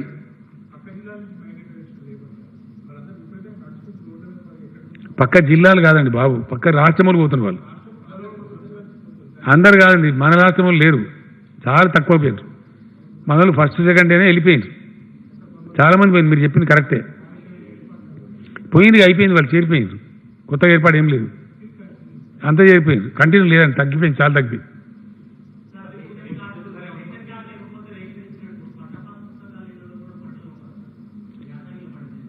కొంటారుగానే కొనరా ఇప్పుడు, మరి ఆడుకోవాలి 100% కొంటారు, అది ఎన్ని ఉంటుంది 1% ఉండదు కదా, పెద్ద ఇష్యూ కాదు కదా. పాస్బుక్ ఎందుకు, వారు రైతా కాదా, అకౌంట్ ఉందా లేదా, ఇబ్బంది లేకుండా ఏ రాపే లేకుండా ఉండకు వస్తుంది, రైతుల సౌలభ్యం కోసం అది. ఏందండి ఆల్రెడీ ఉన్నాయి కదా, మళ్ళీ కొత్తగా ఎందుకుంటాయండి? మద్దతు ధర నిర్ణయించే అధికారం మనకు లేదు బ్రదర్, కేంద్రానికి ఉంది. ఆల్రెడీ కేంద్రం డిసైడ్ చేసిన ధరలు ఉన్నాయి, 1850 రూపాయలు, 1870 రూపాయలు పైన క్వాలిటీని బెటర్ కదా. ప్యాడీకి ఉంది 55, అట్లే మొక్కజొన్న కూడా ఉంది కదా 1750, 1750 మొక్కజొన్నకు ఉంది, అది 1760, 1760 రూపాయలు ఉందంట. 1760 రూపాయలు ఖచ్చితంగా ఇవ్వాల్సిందే, ఆల్రెడీ డిసైడెడ్ రేట్స్ ఉన్నాయి. To be very frank with you, మొక్కజొన్న ఈరోజు తీసుకొని పోయిన రైతులు నా కాన్స్టిట్యున్సీలో గజ్వేల మొన్న 800కి ఇప్పో లేకపోతే కొనమని చెప్పారు. ఆ రైతు వాపసు తీసుకుపోయింది పాపం, డబుల్ అయిపోయి సగం ఖర్చే కదా, 1760 ఎక్కడ 800 ఎక్కడ, వాపసు తీసుకొని పోయి ఏడ్చుకుంటూ. నాకు రిపోర్ట్ వచ్చింది, మాకు ఫోన్ చేశారు అక్కడ నాయకులు, మండల నాయకులు, ఎందుకు అమ్ముతున్నారు, 2 రోజులు మనమే కొంటున్నాం, తప్పు ఎవరు అమ్మకండి, ప్రభుత్వం స్టార్ట్ చేసిన అక్కడ అమ్ముకొని చెప్పినాం. రాష్ట్ర ప్రభుత్వానికి అవసరమైతే 1000 కోట్ల నష్టం వచ్చినా పర్వాలేదు, ఖచ్చితంగా కనీస మద్దతు ధరకు రాష్ట్ర ప్రభుత్వమే లాస్ట్ కిలో వరకు కూడా కొంటాం. లాస్ట్ కేజీ, 1 కేజీ బియ్యం కానీ, కేజీ వడ్లు కానీ, కేజీ మక్కలు కానీ మిగిలిన నియమం రైతుల దగ్గర, అండ్ గవర్నమెంటే డబ్బులు ఇస్తాం. ఇండియాలో ఎవరు చేస్తలేరు ఇప్పటి వరకు, మనం చేసి ఒక తెలంగాణ ఇది చేసి 30,000 కోట్ల రూపాయలు సమకూర్చం ఇవ్వాలి ఈ కొనే సంస్థలకు, సివిల్ సప్లైస్ కార్పొరేషన్ కావచ్చు, ప్లస్ మార్కెట్ కావచ్చు. కాబట్టి ఇబ్బందే లేదు. రోజు పొద్దున సాయంత్రం కంపల్సరీ వ్యవసాయ శాఖ మంత్రి గారు దీన్ని పర్యవేక్షణ చేస్తున్నారు, వ్యవసాయ సెక్రటరీ గారు పర్యవేక్షణ చేస్తున్నారు, ఉన్నతాధికారులు రాష్ట్ర స్థాయి వాళ్ళు పర్యవేక్షణ చేస్తున్నారు. 100% నేను కూడా దాన్ని పట్టించుకొని ఉంటున్నాం. ఎనీథింగ్ రాంగ్ సిఎస్ గారు ప్రయత్నం చేస్తారు, నేను కూడా ఇంటర్ఫియర్ అవుతాను. కాబట్టి ఎక్కడ ఇబ్బంది రాదు, డెఫినెట్గా పర్చేజ్ చేస్తాం. Thank you. చాలా పెద్ద లాసు, మొదటికే మోసం వచ్చేట్టున్నది. 12,000 కోట్లు రావాలి మన తెలంగాణకు. మార్చి 15 తారీఖు నుంచి చాలీ ఖాళీ 0 ఉన్నాయి. అన్ని బందే కదా, ఎక్సైజ్ బంధు, పెట్రోల్ బంధు, జిఎస్టీ బంధు లేదు. అందుకే మరి ఎమ్మెల్యేల జీతాలు కూడా బంద్ పెట్టవలసి వస్తే తెలియదు. గవర్నమెంట్ ఎంప్లాయీ కూడా కోత విధించాల్సి వస్తే విధించాలి కదా. ఇలా ఎవరి అతిథులు అండి, ఎవరి అతిథులు కాదు కదా. గవర్నమెంట్ ఎంప్లాయీలు రాష్ట్రంలో భాగం కాదా? కస్టమర్స్ అందరం పంచుకోవాలి కదా. లగ్జరీ పీరియడ్ కాదు బ్రదర్ ఇది.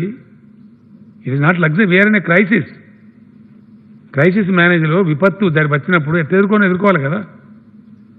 కొన్ని రిజర్వ్ చూసుకొని నడవాలి కదా. అందరు తగ్గించుకోవాలా. రెండు బుక్కలు తినే బదులు 1 బుక్క తినాలా. లగ్జరీగా 4 శాఖల బదులు 2 శాఖలు తినాలి, తప్పదు కదా.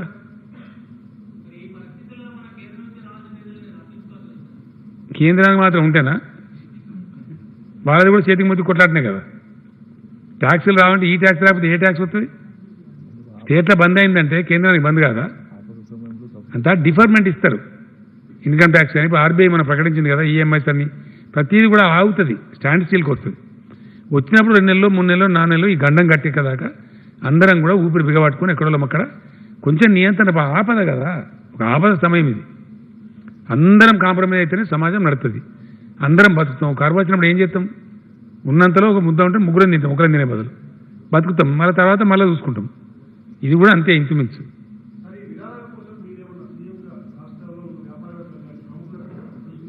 పిలిపించే అవసరం ఏముంది, ఇస్తూనే ఉన్నారు. గొప్పవాన్నంతా వచ్చి ఇస్తే వాళ్ళకు శతకోటి దండాలు. కొంతమంది ఇస్తున్నారు, ఇస్తే సంతోషిస్తాం.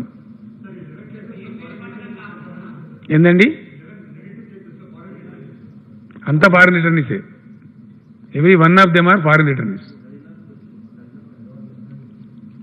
Thank you so much. ఏమంటారు? వాడు ఆడబోయిన చచ్చిపోయిన పీని తెచ్చేసిన మనలో. వాస్తవానికి ఎక్కడ ఢిల్లీ నుంచి వచ్చినట్టు అతను, పెద్ద వయసు, వేరే జబ్బుల్ని వాళ్ళు ఏంటంటే పాపం గడబడి చేసి ఆ లోకల్ వచ్చేస్తే పోలీసు వాళ్ళు రిఫర్ చేసింది. శవం కదా ఎందుకు అనవసరంగా అంటే వాళ్ళు గడబడి వస్తే సరైన టెస్ట్ చేసిండ్రు, నిజాయితీకి ఇది కరోనా ఎఫెక్ట్ ఉంది అని చెప్పిండ్రు. అది జరిగిన ఫ్యాక్ట్. మనకు యాక్చువల్ మనకు ఐడియా కూడా లేదు. చనిపోయిన అది ఎక్కడ ఢిల్లీ కలిగిందో ఎడదలికి పడిందో మొత్తానికి ఎక్కడో జబ్బు అంటింది అతనికి, చనిపోయింది. అంతకుముందు కొన్ని జబ్బుల్ని ఈ తగిలే వరకు ఏజ్ ఎక్కువ ఉంది కాబట్టి అబౌవ్ 70 ఉన్నాడు కాబట్టి చచ్చిపోయాడు. ఈ విచిత్రంగా ఉందా బాబు, గమ్మత్తున్నది. ఢిల్లీలో ఏమో సర్కారు మాత్రం లేదని చెప్తుంది, ఢిల్లీ భోజనానికి వెళ్తుందని కొందరు చెప్తున్నారు. కొంచెం క్రిస్ క్లాస్ ఉన్నది ఇది. మన వరకు నేను ఏం చెప్పినా అంటే, to be very frank with you, అది ఏది ఏమైనా పర్వాలేదు, యుద్ధం చేద్దాం, ఫాల్స్ ఇన్ఫర్మేషన్ ఇవ్వద్దు, ఉన్నదంటే మాత్రం పట్టి లోపలేయాలి, శిక్ష వాళ్ళకి ఏదైతే ట్రీట్మెంట్ ఇవ్వాలో ఇవ్వాలి, మనం ఏం చేయగలుగుతాం దేవుని ద్వారా చేయాలి. క్వారంటైన్లో ఉన్న వాళ్ళని 100% క్వారంటైన్ చేసి పెట్టారని చెప్పింది. కొంతమంది తప్పించకపోతే పట్టుకొచ్చి డిస్టిక్ హాస్పిటల్లో పోలీసులను పెట్టి వాడు పెట్టింది, ఆల్మోస్ట్ జైలు లాగా. 200 పైసలకి ఉన్నారు అట్లా. 2 సార్లు తప్పించుకొని పోయినారు.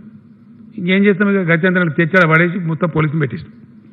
అంటే మనం ఉన్నంత ఇప్పుడు ఒక వ్యక్తికో ఇద్దరికో సంబంధించింది కాదమ్మా ఇది, మొత్తం రాష్ట్ర ప్రజానీకం యొక్క భవిష్యత్తు కాపాడుకునే పరిస్థితి కాబట్టి కొంచెం మొండిగా కఠినంగా ఉండాల్సి వస్తుంది. దానివల్ల తప్పు పట్టుకోవద్దు. Thank you.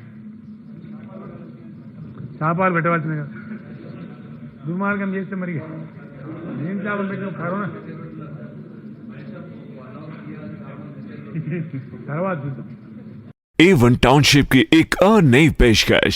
जहांगीर पीर दरगाह से 2 किलोमीटर पहले मल्टीनेशनल कंपनीज के करीब, जो कि बिल्कुल आबादी से लगा हुआ, बेंगलोर हाईवे से सिर्फ 5.5 किलोमीटर, बीटी रोड से लगा हुआ, तमाम डेवलपमेंट के साथ 5,50,000 में 100 गज का प्लॉट। A1 टाउनशिप में आपका ये छोटा सा इन्वेस्टमेंट आपका और आपके बच्चों का मुस्तकबिल बदल सकता है। आज ही तशरीफ लाएं और A1 टाउनशिप के इस प्रोजेक्ट से फायदा उठाएं। Office at pillar number 235, opposite fisheries department, Rajendra Nagar, Hyderabad. Shaheen Group of Institutions presents Shaheen Academy in Hyderabad. Authenticity of result is our strength. The courses offered for MPC students are IIT, JEE and NEET coaching for BIPC students.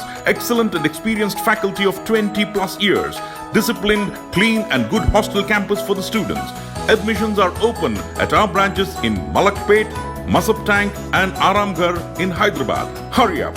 NEET crash course starts from 20th March 2020. अगर आपने हमारे channel को अभी तक subscribe नहीं किया है तो यहाँ पर रेड कलर का सब्सक्राइब बटन दिख रहा है, उसे क्लिक करें और हमारे चैनल को सब्सक्राइब कीजिए और साथ ही साथ बेल आइकन को भी क्लिक कीजिए, जिससे आपको ताज़ा अपडेट मिलती रहे।